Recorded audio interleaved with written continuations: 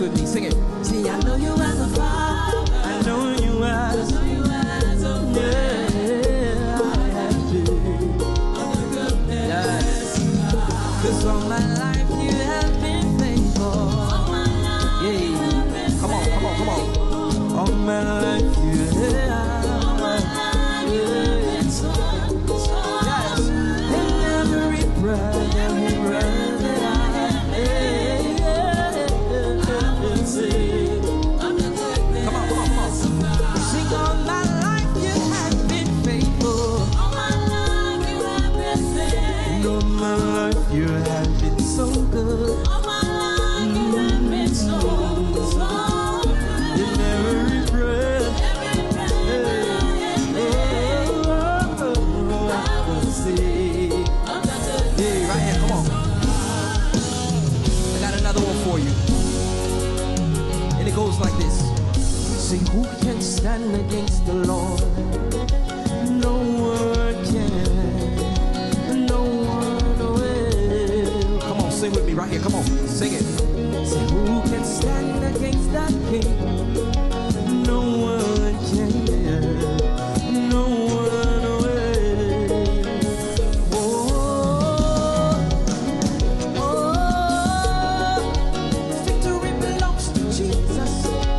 Victory belongs to Him. Oh, oh, victory belongs to Jesus. Victory belongs to Him. Right here, come on. Say, who can stand? Who can stand against the Lord? No one can. No one can. No one will. No one will. Say, who can stand against that? Say, Who can stand against the no King? one can. No one can. No one will. No one will. Victory belongs to Jesus. Victory belongs to Him.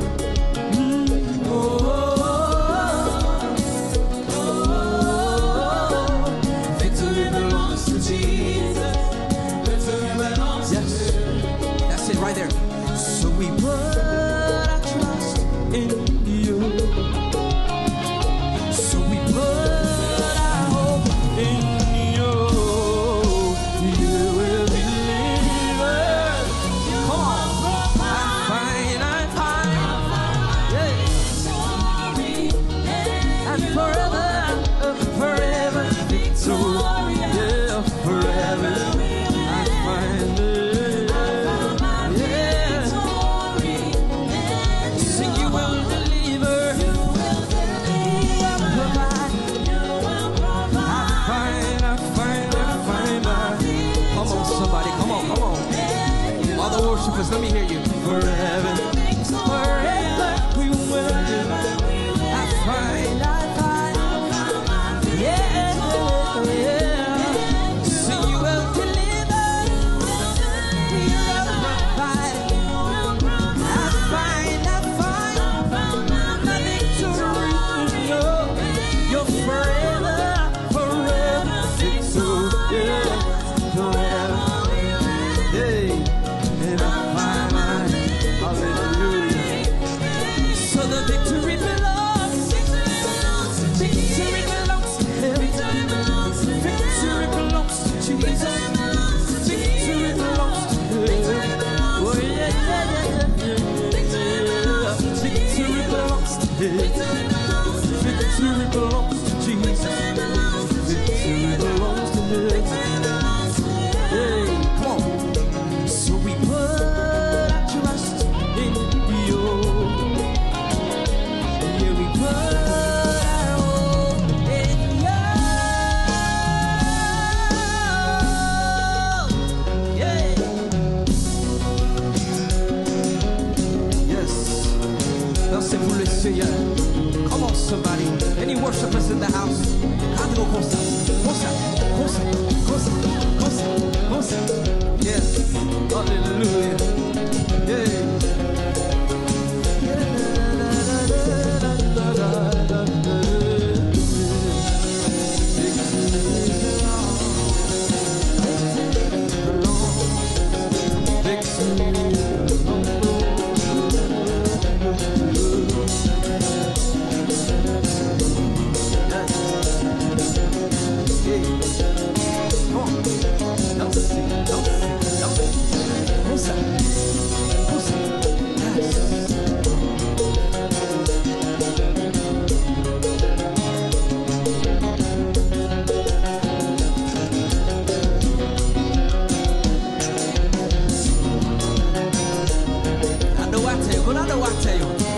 don't know.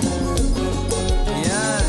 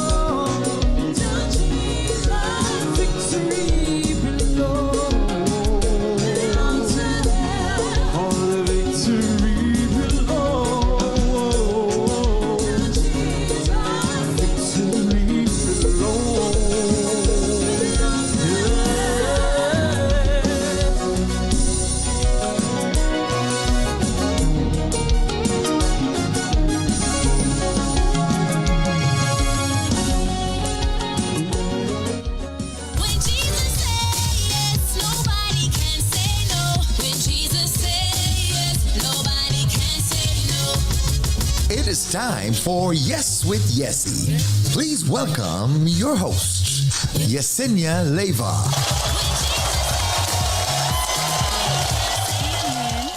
Good evening, good evening, good evening, new season. Welcome to Yes with Yesse. Here, another afternoon, evening, morning, depending on where you are listening from, to talk to you guys, of course, about a little bit of this, a little bit of that as it pertains to disability-related services, information, and each time just giving you guys that opportunity to learn a little bit more about me and what I do. And why it's so super important that we have platforms as such as New Season Gospel FM to talk about these topics that often go unheard and not spoken about, right? So that's what makes it that much more special. To have that opportunity to have a conversation where I get to inform, educate, and enlighten the community of all things disability and personal experiences, which I think is amazing to be able to talk from personal experience in in different ways. So thank you so much. Um, Thank you so much for everyone that is tuning in this evening here on New Season Gospel FM. I see you guys. Sister Marcia, good evening to you. Thank you for joining. And as you guys come in, please share the broadcast and let others know that we are here on New Season Gospel FM and that Yes with Yessie is on. For those of you that might be on for the first time, I am here with you on Yes with Yessie every Thursday at 6:30 p.m. Eastern Standard Time, 6 o'clock rather, 6 o'clock Eastern Standard Time. Today we had a little late start. So apologies for that, but normally speaking, here with you guys at 6 p.m. Eastern Standard Time on New Season Gospel FM on Thursday afternoons. Pastor Akil, good evening. Thank you so much for joining. And so, everyone, for the past couple weeks, we have been talking benefits. We have been talking big topics that matter in the community as a whole, but more so for those with disabilities and for our seniors as well.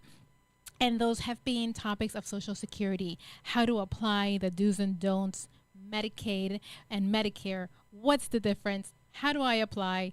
They took it away. How do I get it back? We've been talking about all of that. So I want to encourage you, if you have missed it or if you just want to go back and refresh a little bit, go on back to New Season Gospel FM. Make sure you subscribe and look up last week and the week before for Yes with Yessie, and just kind of soak yourself a little bit more on those topics. Because I always say, if it's not for yourself, if it doesn't happen to you, you will know someone that needs this particular information. If it's not you, it's the next person, right? So, and it doesn't matter where you are. It doesn't matter where you are in the world.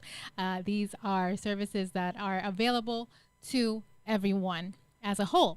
So I want to encourage you, if you haven't done so, subscribe to New Season Gospel FM, all one word, and go back to the last couple weeks of Yes with Yessie and just hear a little bit more in depth of what all of these services is about and why it's so confusing, but yet so necessary. All right.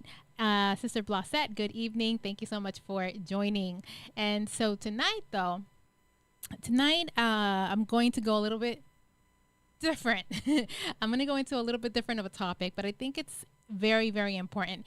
And I have been seeing different situations pop up just in this week alone. And you know, it's just now Thursday. And again, these situations have been popping up more often than I'd like to admit in this past week.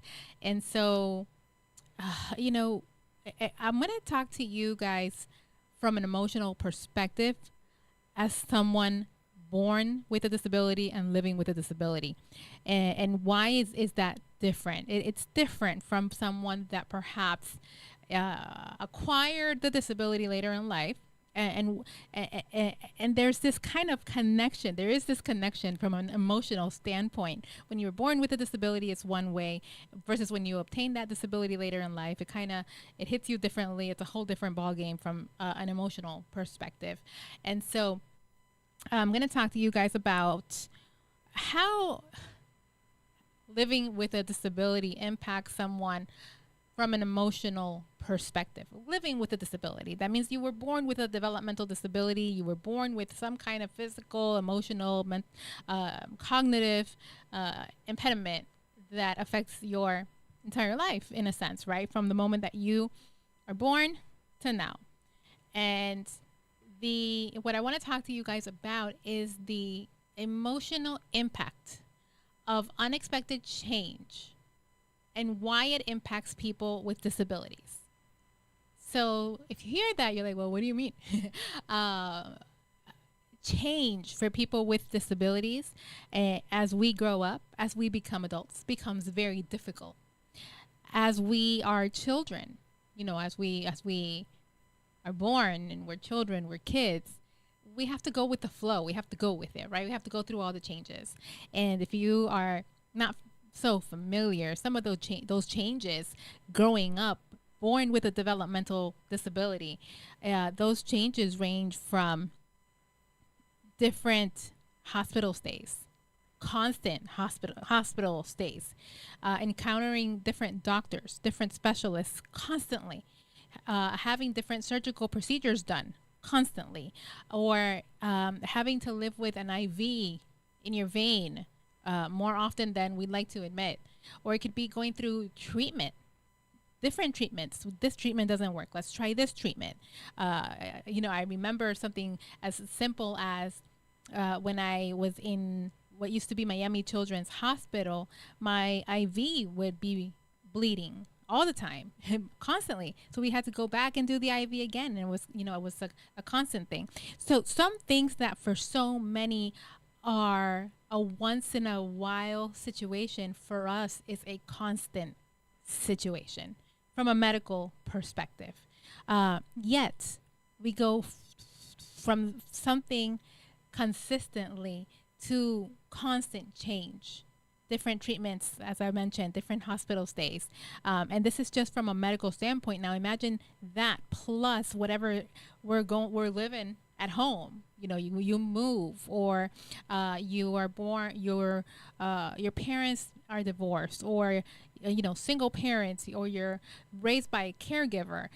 You are moved into a group home or an assisted living or foster care system, whatever it is, but it's always about change when it comes to individuals with disabilities. Now, if there's anyone out there living with a disability that feels otherwise, please let me know. I want to talk to you because I want to learn. But we go through a lot of changes is the point. Okay, so unexpected change significantly impacts individuals with disabilities. Why? Again, because growing up and young and going into adulthood, we go through so many changes that we get to a point where we're like, we don't want any more changes. Like, let me be, let me live my life, and let me have that one constant thing in my life, like that one constant aspect of my life. Now, for me, I'm blessed. My life has been blessed. Even though I went through so many changes, I knew that when I was going home, I was going home. That was home. No matter what was happening, home was home. Whether I was with my dad, I was home. Whether I was with my mom, I was home. We had two of everything. Like, we were good. Our parents made sure to give us the most, stable, loving household. So that was home. That was our stability. And even so, there's still that side of your brain that reminds you that even though you did have stability, even though you had a home, even though you had your parents, and even though you had that consistency with your sibling, etc., you still went through all of these changes. And all of these changes were changes that you did not ask for at that. They were uncalled for, in a sense. I didn't ask for all these changes. I didn't ask to go through all these medical situations. I didn't ask to go from hospital to hospital or visit to visit. I didn't ask to go through all of these surgeries and physical therapies and lack thereof. And, and again, I had all of that, but I had consistency in dance classes and all these different things, just a typical kid living a typical life to the best of their ability, right? But it still leaves a mark. Those changes that I didn't ask for, in a sense, those changes that were inevitable, they still leave a mark. They still leave an impact. And so when I think about that, again, because I come from experience and I am in different environments where perhaps those emotional the emotional consequences of change is not respected, it's not understood, I get very antsy. I'm like, OMG, like why is this person not understanding that change sometimes is not good? Like, if it's not broken, don't fix it. Unexpected change is not good, period. For individuals with developmental disabilities, it's more, if you want to go further, for individuals with intellectual disabilities, instant change, without warning, it's not good, because we're shaking their whole world, even though it's that one particular thing, their whole world as they knew it is over. And it goes back to the traumas of everything that came up to that point of that change, even though that change probably has nothing to do with the change they went through or experienced in their life. Hope that's making sense. So as you're listening, please make sure that you interact, comment, let me know your thoughts, okay? And so unexpected change significantly impacts people with disabilities. That's what we are talking about. It disrupts routine. We are very routine oriented. I know I am very routine oriented in every sense of my life. Yeah, disrupting routines is gets very shaky, because when we disrupt our routine, it's beyond just the routine. It's everything that routine brings to us as that individual, and or that individual with a disability. So that could be that disruption of the feeling of safety, which leads to stress, anxiety, emotional meltdowns. I see that a lot in my work environment, and just in things that I do. Emotional meltdowns, that's a big one. And in some cases, physical aggression or burnt out. Individuals with disabilities, for the most part, those with intellectual disabilities, they don't know, nor have they been taught a lot of times how to manage or navigate their feelings. So how do they let people know how they're feeling? They act out the anger, the aggression, the physical aggression, the verbal aggression, because if they're verbal, they're verbally aggressive. And so why? Because they're bottling up all of this emotion that they don't understand what it is, perhaps. So therefore, they don't know how to let it out in a healthy manner, right? So all of that matters, right? So how does unexpected change affect us as individuals with disabilities? And I say us because I have been affected by that as well, and I'll explain later on why, just remind me. But some key effects of unexpected change for a human being in general, but again, we're focusing a little bit more on individuals with disabilities, is that psychological impact. That psychological impact, like this person X has been a constant in my life for an X amount of time, and all of a sudden that person is not there. That whatever that person with a disability felt, knew, learned, all of it with that person has also left the moment that that person is no longer a part of their life. That feels like loss. It sounds like loss, right? We all go through that. Yes, we do, thinking about it out loud. But again, for someone with a disability, their whole world, especially cognitively and cognitive disability, emotional, their whole world is in that person that is no longer around.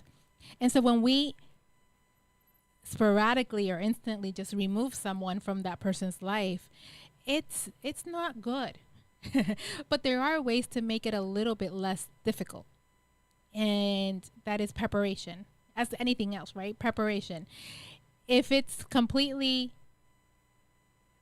necessary to remove this person, we're talking about removing a person that is alive, right?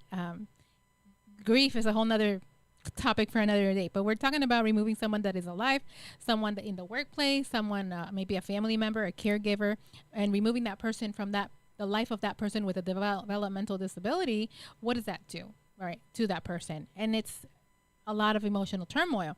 But what can we do to alleviate a little bit of that, right?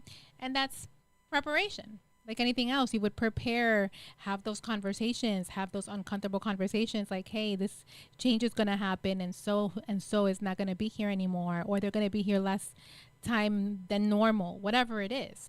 Just have that conversation before making that move.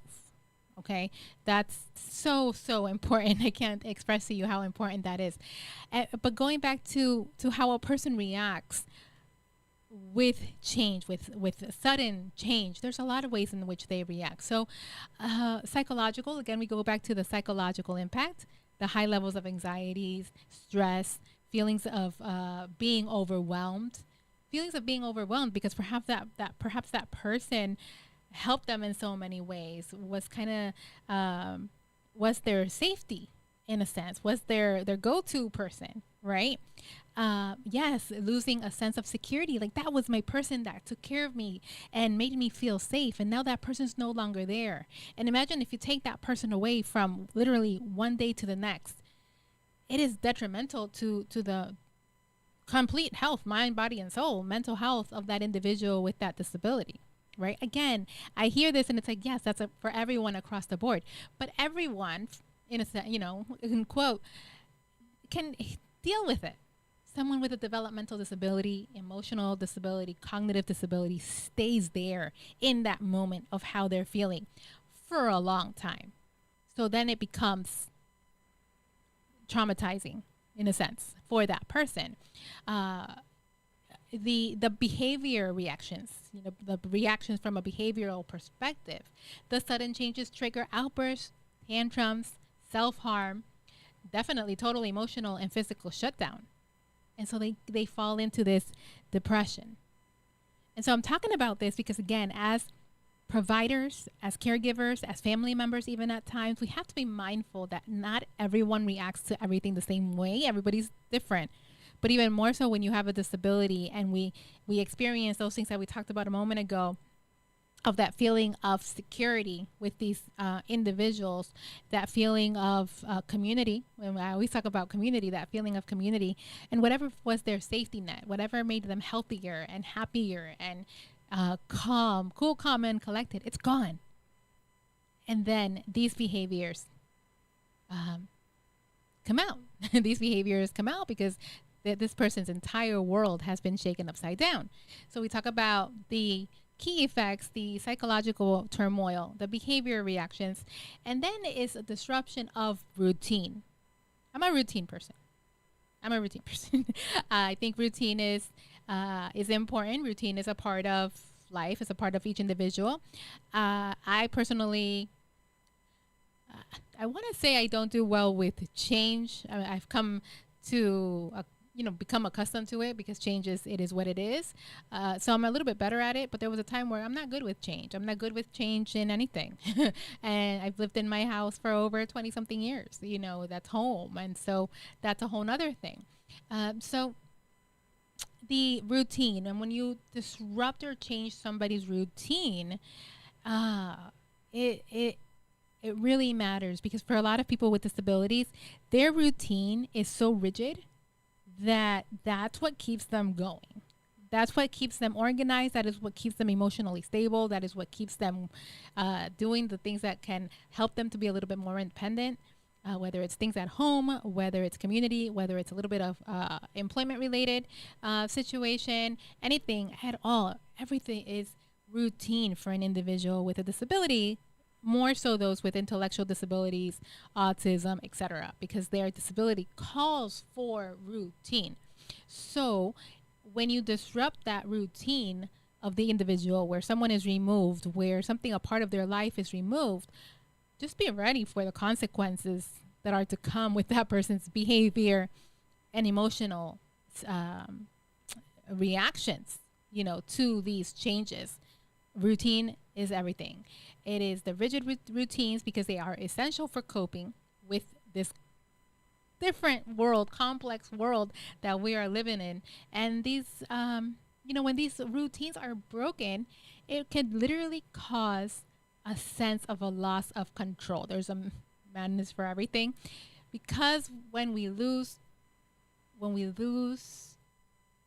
routine, it's kind of like we lose control.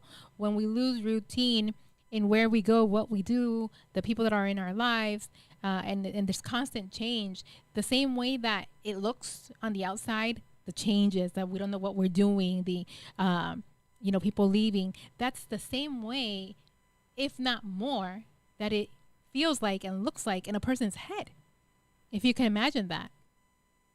And now you become vulnerable to everything. Absolutely. Thank you, Sister Blossette. Now you become vulnerable to everything, because you are connecting everything back to what happened when you experience that shake in your life, when you experience that loss, because to them, to us, again, I can relate, it feels like a loss. You shook my world. You took away that one person that I felt comfortable with. You removed my routine. Oh, like what? And you literally become vulnerable, because now if they did this to me, if they because yes, people with disabilities, people in general, I believe, but we do kind of internalize that you did this to me. Is that the right thing to do? No, absolutely not. But that's how it feels, because it feels personal. It feels like you did this to me. Why? Right? That's how it feels. And so it's that vulnerability. Mind you, we feel that we always have to be vulnerable in many, many different aspects of our life.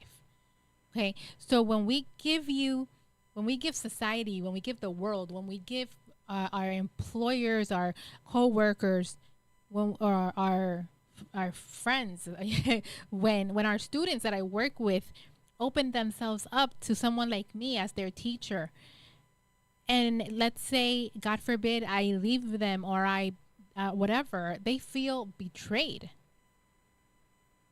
So imagine if somebody at work is let go, no control of their own in a sense, and then they never see that person again.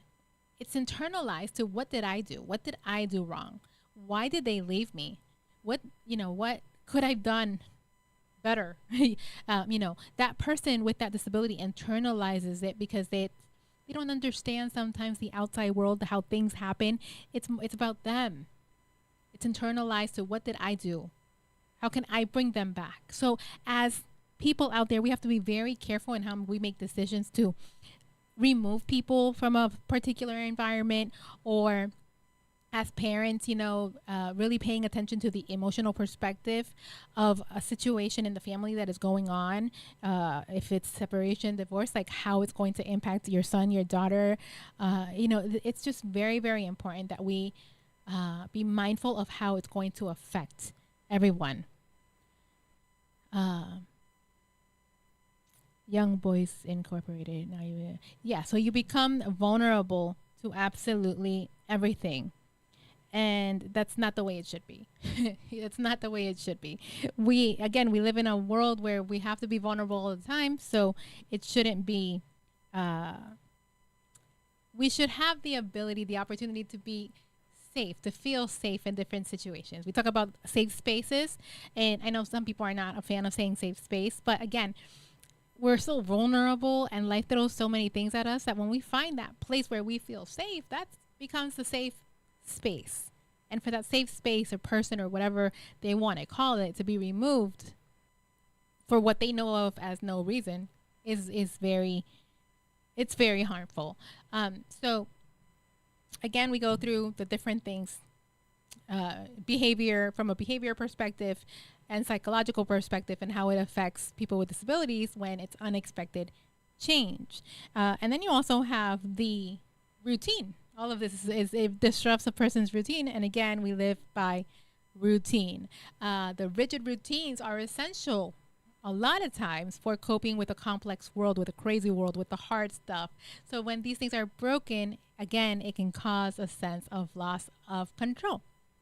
All of this coming to the physical health, the perspective of how all of this affects us from a physical health perspective. And definitely changes can exacerbate. It can definitely, not be so good for existing conditions, for the conditions that that person currently lives with. Things can get worse. It can trigger, old behaviors and bring them back. Something that that person worked so hard to get rid of, in a sense, or to improve with therapy, yet those behaviors can come back in no time. It can trigger things of the mind, right? So many things in the mind. So it can trigger epilepsy, seizure disorders, increased spasms, and increased spasticity for individuals with cerebral palsy. So there is a medical effect with the topic that we are talking about, the anxieties, the depressions, the change. It just triggers your nervous system as a whole. Literally, changes or unexpected changes can definitely trigger your entire nervous system as a whole, to the point where your health can be affected. And then we talk about, again, from cognitive perspective, it can really have mental exhaustion. A lot of things, and something I talk about is that a lot of these disabilities, a lot of people that live with different disabilities, developmental disabilities, we often see as providers that these individuals live with a mental health condition as well. But what happens is that the primary disability, which is the developmental disability, is treated and the mental health is not, because it's secondary, not treated, right? Or it is assumed that the mental health came because of the primary disability and the stresses of the primary disability, which is, it could be true, but we never really know, right? So all of these stresses can lead to that cognitive mental load and unexpected changes from a mental perspective, leading to like mental exhaustion, like you're tired because you're overloaded. You don't know how to decompress. You can't talk to anybody anymore. You can't talk to that person. Like, all these things go through your head. Like, where's my support system now? Where's my teacher? Or, where's my parent, my caregiver, etc. So it's very, very detrimental, and we have to be very, very careful. Then we'd go into contextual factors, specifically with individuals with autism and neurodivergence, which is just the difference in disabilities. Autism has an array of different, levels of disability. So we talk about all of those, which they may experience a lot of distress, like anybody else, very much distress from disruptions due to a preference or something that is predicted or not. It's going to stress them out. And for those that acquire the disability, meaning that they have that disability from later on in life, same thing. Those navigating a new world, a world that they had no idea they would ever have to exist in. Acquired disability face intense emotional trauma and the need to completely restructure their lives. So I have a trauma, I have a new disability. The life as I knew it is gone. I have to, reset and rebuild this new life now as someone with a disability. And so imagine you start getting used to the routines, you start getting used to the people, you start getting used to your caregivers, especially in the home health aid world. They change a lot. So imagine what that does to somebody with any kind of new injury or disability. Again, it becomes internalized and personalized to, is it me? Do they not want to help me? Am I too much? Am I not good enough? Did I do something wrong? It becomes internalized to, what did I do? When at the end of the day, in reality, it has nothing to do with you and everything to do with them. And that's what we have to remember, right? That's what we have to remember. I want to say that's what we have to remember. But again, some people don't have the cognitive ability to understand that concept. And so therefore it is internalized. Then we go into support systems, the change in support systems. I'm huge on support systems. I'm huge on community. And so those navigating a new acquired disability face super intense emotional trauma and the need to completely restructure their lives. The support systems, the absence of, meaning there is no support, or the change in that support system, which is, again, affects you in any which way, the support staff or the routine caregivers, all of that can worsen the impact of unexpected and disruption related situations. Okay.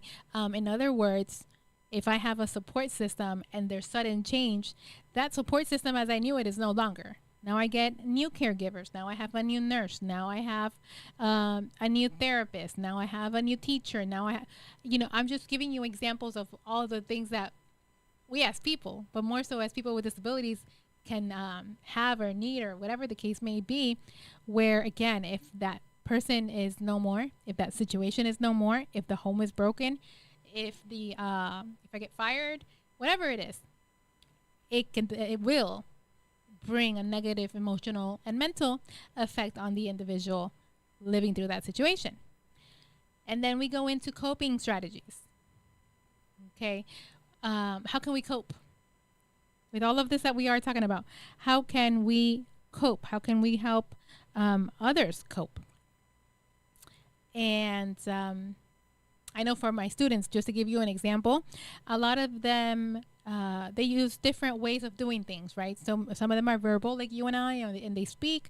Some of them use picture prompting. Some of them don't speak at all. So they just kind of sign and signal and things like that.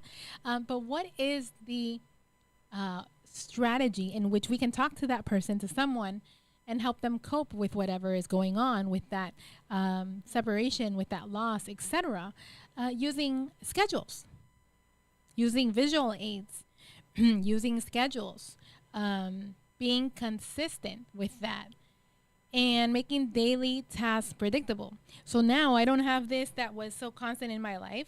So now I have to kind of start over, right? Excuse me. I have to kind of start over where now whatever is left, help me make that into a routine. Not to forget what's happening, not to, put it in the back burner, but just to get me right back on track. Okay, so-and-so is not here, or this is the change that's happening. But now let's develop a new habit, or now let's develop a new routine for that which is missing, right? So it kind of sounds ugly, because I feel like what I'm saying is you have to replace that which is no more, or that person or that caregiver, with a new routine. But at the end of the day, that's basically it, right? And I think we all understand that, but we don't understand the fact that that's not so much the problem. The problem is, how much time are you giving me to understand this? When you're talking about someone with an intellectual disability, autism, etc. So give me that time to adjust to this change that is coming, and then help me to develop new routines to replace this change that happened, right? And I think that it's easier said than done. Yes, I understand that, but I think it's possible, especially in the world of employment, in our jobs. People come and go all the time.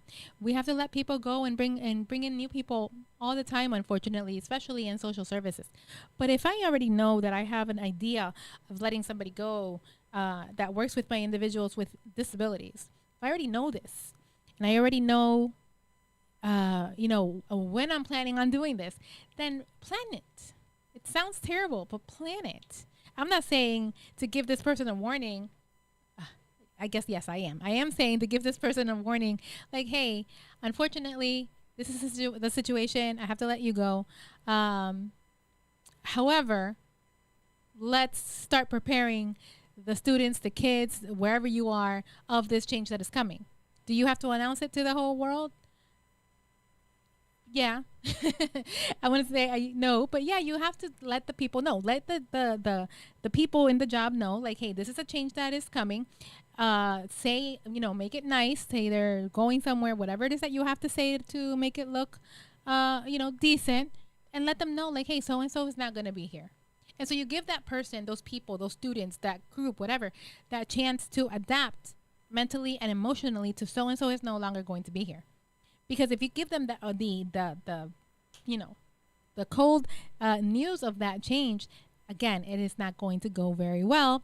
There's going to be behaviors, and it's not going to be good. Behaviors, they can leave.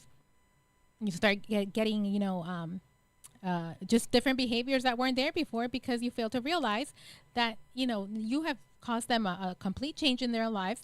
You didn't give them the opportunity to process it in any way. Not that you're asking permission, but that you got to give them the opportunity to process it if you're going to be someone in this particular field of working with individuals with differences, disabilities, mental health, all of it. Okay, so it is very important. It's very important that you give that heads up to those individuals, like, hey, we're going to go through some changes. I remember when I went through a transition from a support staff to managing group homes, one of my girls wasn't having it. And it was my fault, because I didn't give her the full explanation that she deserves on the change, because I was still going to see her. In my mind, I wasn't going anywhere. I was still going to be around. But I failed to realize that I wasn't going to be with her like I was before. I wasn't going to be with her every single day, 6 hours a day. giving her food and feeding her and talking to her and making her laugh and listening to music or whatever she wants to do. I wasn't doing that anymore. But I didn't realize that because I was still a part of her life in some way. When I tell you she did not take my absence the good way, she did not take it good at all. I mean, we're talking about all kinds of behaviors, tantrums, taking off her hair, throwing her plate across the room, a lot of stuff. And that was my bad. And so that's why it is so important that as the higher ups, as the people that make decisions, you be mindful of what happens to people with disabilities from an emotional perspective when these changes takes place unexpectedly. Very, very emotional turmoil for the individuals. And yes, it matters. Does that mean you're asking permission to make changes? Absolutely not. It's your business.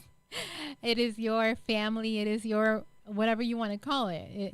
That's on you. You do have the responsibility to give a heads up, educate, do better, be the better person, and make sure that nobody is left traumatized or emotionally anything with the decision that you are about to make, because it's not nice. I'm like, it's not nice. So from an emotional perspective, I want you to just hear me out when I say from an emotional perspective, okay, well, I have to make these changes. There's nothing I can do about it. And people are going to get affected emotionally. Okay. You have to understand what that means for the individual being affected from an emotional perspective. It's not just a feeling like, okay, I feel sad and goodbye, and that's it. No.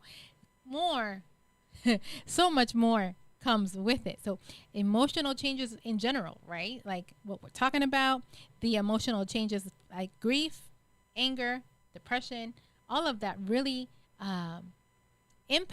significantly impact individuals with disabilities. And so remember, we're already dealing with our disability. We're already dealing with social stigma. We're already dealing with isolation, whether it's we choose to isolate ourselves or someone is, isolating us in a sense. All of it. And the loss of independence. A lot of people, when they lose their independence, when they become disabled, when they depend on somebody, all of that is already causing emotional change. And all of this can lead to issues in our health. High blood pressure. Super high rate of chronic stress leading to high blood pressure and high everything. I turned 40 and everything's high. Oh my God. No. And for many, frequent mental distresses. Everything goes to the mind. You and I have the ability to say, you know what? I'm going to put it all in God's hands. I'm going to pray about it. Let go and let God. Not everybody has that ability. So we internalize it. We keep it in the front of our minds. And all of these stresses and health conditions happen. And so that's why it's so important. And believe it or not, this affects at least 32% of individuals, adults with disabilities in our community right now. 32%.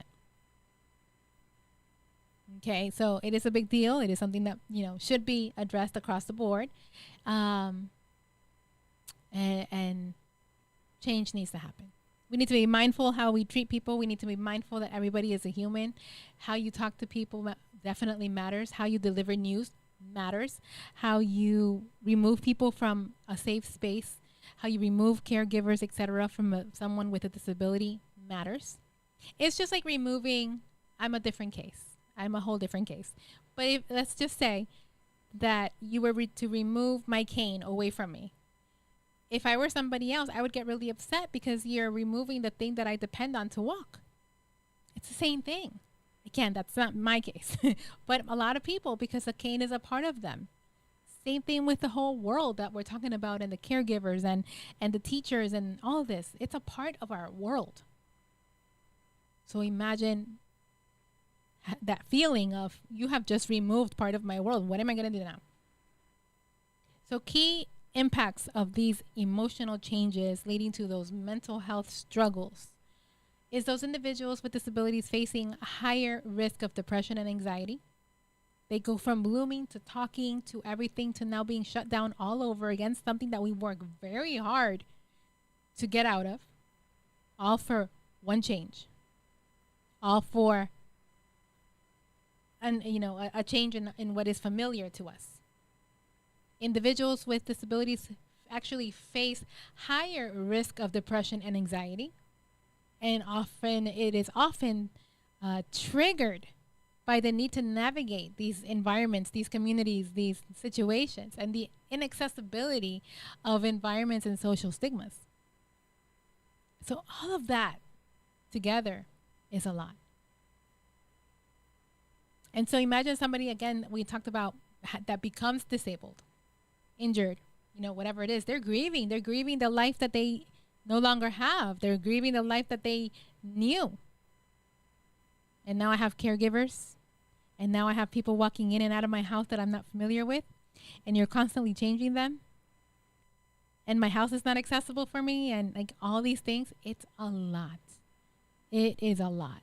And acquiring a disability often triggers the same thing that grief of a person triggers. Denial, depression, anxiety, acceptance, the lack thereof, anger. And so it takes time to adapt to changes in everything, including in the body and the image and the lifestyle. And so if we can give these individuals that one consistency, that one constant thing, then that's what we should do as providers and as caretakers and all these different things. I remember when my grandma was getting sicker and sicker, the hospital wanted to take her away into hospice. And we were like, she's not going anywhere. She's going to in-home hospice. And we had to advocate and fight for that because we wanted to give her familiarity and a home as long as we could before she passed away. And she lasted longer than doctors expected her to last because she was home. She was in a familiar space with familiar people, living the rest of her life to the best of her ability. And that's why it matters. And so another part is isolation. Isolation and self-worth is another thing that is detrimental when these kind of changes happen. That feeling of less than, like I don't matter. Like you don't really care for what I want because you're doing all these changes. You didn't ask me. You didn't involve me. I've been there. You didn't ask me for these changes. So you're making me feel like I don't matter. Like my decision doesn't matter. Like what I want doesn't matter. Like what I have to offer doesn't matter, depending on the situation. So you're making me feel maybe even unwanted for people with disabilities. Because again, we have to fight so much to be accepted. We have to fight so much to be understood and heard. That you remove someone or a thing or a situation that was familiar and accepted us, and that is, it's a bummer. It's something that's very difficult to recover from an emotional perspective for individuals, period, but in this case for individuals with disabilities. And it always takes us back to the societal barriers that we have had to overcome to get to where we are today. For now, someone to take away that comfort, that thing, that person, because of their own doing, perhaps, or because of how they feel about that person. So I hope you can understand how we tend to internalize certain things, even though we shouldn't, and it has nothing to do with us. But some people with developmental disabilities, cognitive disabilities, don't know better. They can't differentiate that, right? It makes us feel unwanted. Because now the only person that accepted me, the only person that I could talk to, the only person that would have taught me, that I would listen to, my teacher, my caregiver, they're gone. What did I do? They don't want me anymore? They don't want to be in my life anymore? It's a lot. Those are the thoughts that come into people's heads when they live with a developmental disability and lose a familiar, any familiarity in their life. And so, again, all of that comes from a compound of societal barriers, things that we have lived, and all of this leading to our self-esteem. To our self-esteem that is now going to be impacted more because of all of this that's going on. We might have not had a high self-esteem to begin with. So imagine all of this that we're talking about and what it does to somebody with intermediate to low self-esteem. And if you're familiar, and I know everybody is, what we feel emotionally, our body begins to feel. So you're gonna now hear about chronic pains. They stop going to places that they like to go and enjoyed going, fatigues, emotional distresses, all these different things, because what we feel emotionally, our body, begins to feel it as well. And so all in all, we lose a sense of we lose our daily life. It all has an impact. All the emotional things have an impact on our daily life. Of course, the emotional instability can affect our independence.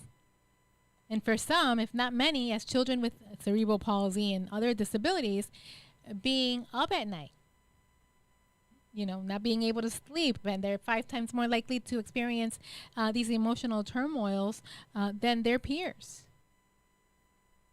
5 times more, that's a lot. That's a lot. Again, because everything is bottled in, and where's it going? Common emotional triggers. There's those common emotional triggers, and we talk about all these things, that come up.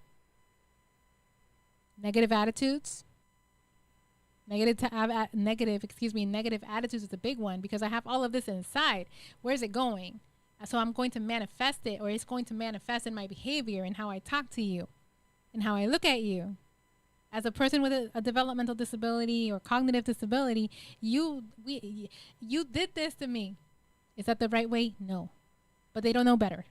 You did this to me, so I'm going to give you an attitude. I'm going to look at you a certain way. I'm not going to talk to you anymore. I'm going to have behaviors. I'm going to become violent, so that you understand something is wrong with me, because I can't verbally tell you what is wrong with me. Or I can't verbally tell you what I think you did to me. And those are social stigmas, negative attitudes and behaviors triggered from these changes, these unexpected changes that the person didn't ask for. The loss of function, all of that's going to lead to the lack of function, changes in their mobility, changes in their daily routines, changes in their strength or their cognitive ability. And this is for all ages, so all of this is definitely going to change for those as they get older, for the elderly. It's not just for the young, it's not just for kids, it's for the elderly as well, across the board. So how can we support? We talked about all the causes and the effect. Sister Glennis, good evening. Thank you for joining. But how can we support? If you know anyone that is, perhaps living in these situations, when I see my students that I work with and I know they're going through changes, how can we support? Sometimes we tend to ignore it because we don't want to trigger the behaviors to come back. But I don't feel like that's the best way. I feel like it's important to address it and to make sure that the individuals feel heard. So active listening, allowing the individual to express their feelings without judgment, allowing them to express how they feel, why they feel that way, and just have a conversation and reason with them. I feel we underestimate a lot how much someone with an intellectual or any kind of disability actually understands. And to tell you that most people, if not all people, ask for is to be heard and to be understood. And to feel like they are included in that process of that conversation in some way. So I would definitely encourage having that conversation, having those uncomfortable conversations, letting people know what you're about to do, the changes, etc. Active listening, and giving advice accordingly.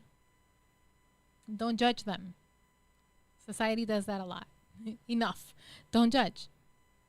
Practical help, practical assistance, offering help with daily tasks while respecting their independence. Now that, the one that used to help them or whatever the case, now that they're not there, we got to help them gear their attention another way. Who's going to help them now? Who's going to be their caregiver now? Where are they going to live? How are they going to find a new place? Like all these things. So just be a support and using supportive strategies, allowing them to express their feelings as well. Again, without judgment, offering the help with daily tasks while respecting their independence. Their version of independence. Independence looks different for everybody. So, what is it that makes them and their daily life independent? And how was that possible? And then how can I teach them to now become more interdependent with our community? Because no one is 110% independent. They never have been. How can I allow them or help them to be reacquainted with their environment, reacquainted with these individuals that they receive this help from, to become interdependent, included, socially included, employment related included back into their community? And all of this, in closing, and all of this is to promote, all in all, the one thing that I advocate for every day of my life is to continue to promote that sense of inclusion in the community, creating accessibility, creating environments that feel welcoming. Even when you have to remove pieces of that environment, allow those people, person, whoever, to feel included in that process. Like their opinion matters, like their life matters. Like what you're doing is not just for yourself, but in the best interest of them. All of that matters. All of that matters. And it could be from the most minimal situation to the biggest.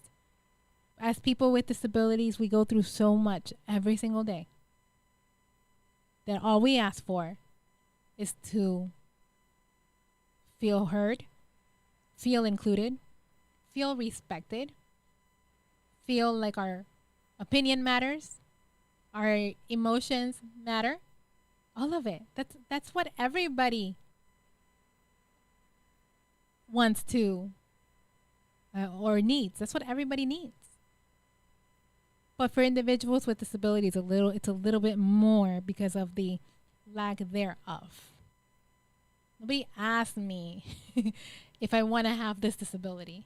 Nobody asked me if I want to go through these medical situations. Nobody asked me if I want to have a caregiver. Nobody asked me if I wanted to go into an adult day training center because I don't know better. I don't know. I'm just here. Nobody asked me anything.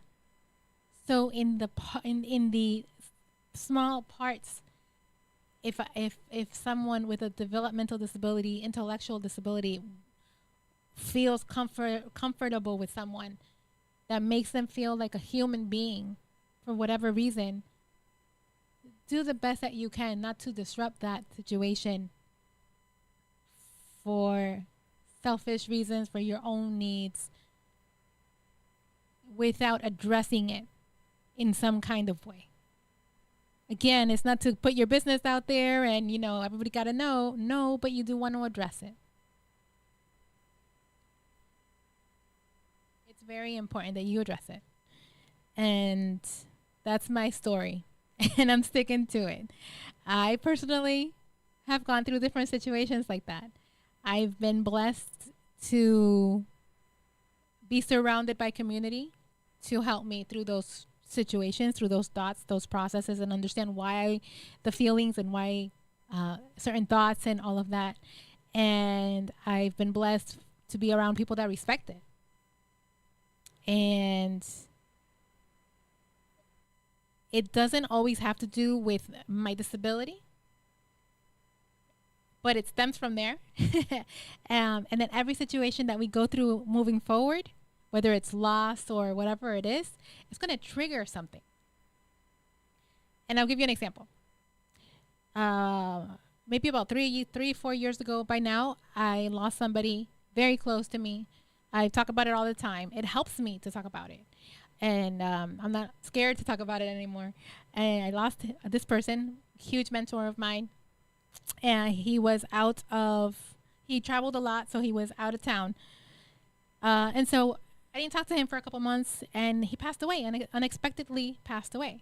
So the fact that he was out of town, he traveled a lot, I didn't get to speak to him as I would have if he would have been here locally, in a sense. All of that and then losing him to, unexpectedly, when he passed away unexpectedly, that developed a sense of fear, perhaps, in me, where I developed this fear of losing people. And I had to start counseling and all of this stuff because I grew a fear of losing people unexpectedly. And I could tell you, like, I had a list of people, like, oh my gosh, like, what happens if ABC pass away and this person travels and like all these things were just going ring around the rosies in my mind. And then I was going through my situation at home with my grandmother, who was, I knew it was she was gonna go home with the Lord at any time, and I really struggled with that. And I had to to this day, I had to find coping mechanisms to understand, like, hey, everything's going to be okay. Everyone's going to come back home if they travel and so on. And you have to have faith.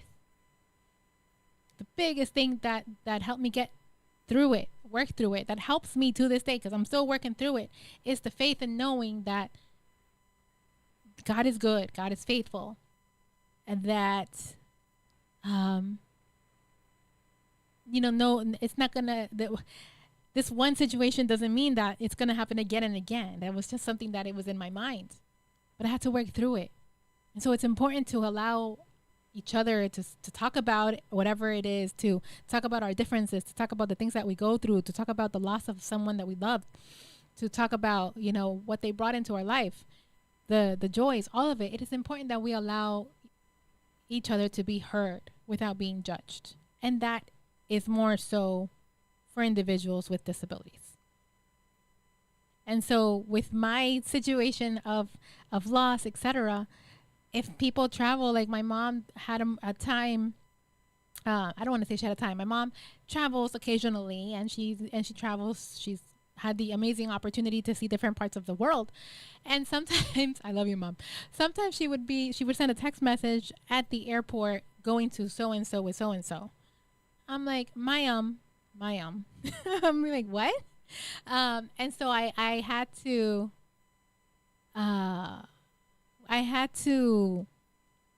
let her know how that made me feel, and to please, like, hey, let me know when you're going to travel ahead of time so I can prepare. Right. And so, so that was a me thing, but I had to talk to her about it, and she respects it.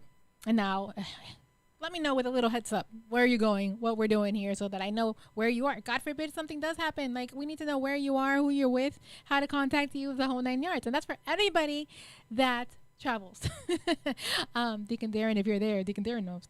And so yeah. So we all have those things, disability or not. We all have those things. Faith over fear. Yes, faith over fear. Absolutely. So thank you, guys. Thank you all for joining. I pray that was that was useful, and that you guys learned something, and that we become more mindful. That's it. That we become mindful to each other, to each other's needs, to each other's perspectives, to each other's mindsets and things like that, based on the fact that we live with our uniqueness and our differences, just like everybody else. All right. So on that note, thank you guys so much. Thank you all for joining this evening. Thank you, thank you, thank you. As you come on, I did pin in the very top where you can subscribe. So I want to encourage you to subscribe to New Season Gospel FM if you haven't done so already. Subscribe and follow. That way you get the notification. And then I also want to encourage you to subscribe to my YouTube channel, Yes with Yessie. I'm at 99. Help me get to 100 plus. Help me get to like 1,000, okay? But I'm at 99. So if you can, please, after the show, go to Yes with Yessie, and make sure you subscribe to Yes with Yessie, just to stay in touch and see the different videos and things posted as it pertains to community, disability services, and the awesome things that I get the opportunity to do on a day-to-day basis. and so much more. All right. So do that for me. And thank you again for joining Yes with Yessie. Again, I hope that was useful and helpful for many. Please share and invite and let others that we are here with Yessie every Thursday at 6 p.m. Eastern Standard Time, platform where we talk all things community, disability in ways that it could help and you can relate to it, whether you have a disability or not. All right. And so thank you guys so much. I want to encourage you, if you love what you see, you love New Season Gospel FM, please support your number one gospel station. All right. Support. I know that there is so many of you that are from all areas around the world, which I love so much about New Season Gospel FM. So I want to invite you to support your number one gospel station and everything that we do here, and allow us to continue to do what we do. All right. So as you get ready to give, those are different ways that you can give, and please share it and invite and let others know that we are on. For me, it is New Season Gospel FM. We are global, and disability is global, okay? Because it can happen to anyone at any given time all over the world. That is what I believe. So support, and let others know that we are on, all right? And just to give you a little bit of background, my name is Yesenia Leva. A lot of you know me by Yeye, and I'm founder of Disability Programs and Training. I provide services for individuals with disabilities, all ages, and it doesn't matter where you are. If I can help you, I will help you and provide the services that you are looking for. And sometimes it's as easy as those information, resources, benefits counseling, social skills programs, independent living skills, so many different things, community inclusion. Sometimes it's just, what can I do in the community? Sometimes you just need a phone number. You just need help applying for something, helping you fill out an application, disabled veterans assistance as well. So many things. So if you need any kind of help, please let me know. Reach out to Yes with Yessie. You can go to yeswithyessie.com. Actually, you can go to yeswithyessie.com, and I would be more than happy to provide any service to you. All right. And so, as always, thank you for listening and tuning in to your number one gospel station, New Season Gospel FM, and of course for allowing. Thank you for New Season Gospel FM for allowing this platform where we can talk all things disability and reach out to people that need help, that perhaps again don't know where to go for help. All right. So you can visit Disability Programs and Training, dptmanagement.org, dptmanagement.org, or yeswithyessie.com. And I would be more than happy to talk to you and help you in any way that I can. All right. So final reminder, just please remember to give to your number one gospel station, New Season Gospel FM. Easy ways to give: Cash App, $ New Season WC, Cell 954-536-1821, and of course PayPal wordmusic47@hotmail.com. All right. Thank you guys so much for joining, and God's willing, I look forward to seeing you tomorrow for In His Presence prayer time, first thing in the morning with Pastor Henry. And of course on Sunday, we'll be here Sunday for our Sunday service here at New Season Worship Center. And I want to invite you, if you're in the area, you can come on over and we'll be right here. Our service starts at 11 a.m. at 4660 North University Drive, Lauderhill, Florida, 33351. 11 o'clock, I'll be right here with you guys, getting everything ready and interacting with you on the other side of our Sunday service. All right. Thank you guys so much for joining Yes with Yessie.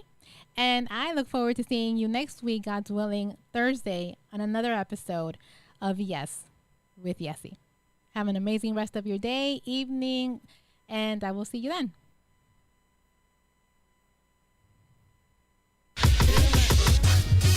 Hi, this is Yessie Leva, host of Yes with Yessie. Join me every Thursday at 6 p.m. for information, resources, and services available